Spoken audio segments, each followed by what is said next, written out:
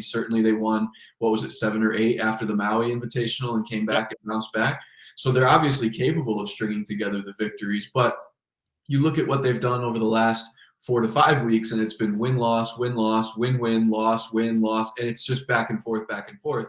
Some of that, I think, is the nature of the Big East. More of it, I think, is just an indication that this team doesn't have the night-in, night-out consistency that some UConn fans grew accustomed to over the last 2 seasons.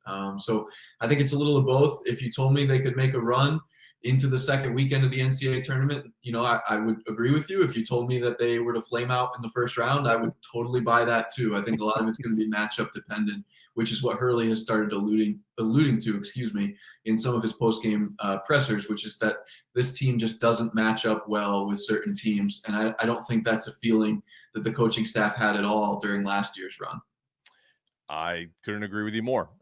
We have said this team could easily have a magical run to the Final Four, and they'd be the biggest story going for a three-peat, or they could lose, as a 6 seed if they end up getting that high to an 11 in the first round. So we're with you. We feel like we can lose to Central Connecticut State and also beat Duke. Both are Blue Devils, right? So that is easily UConn's path.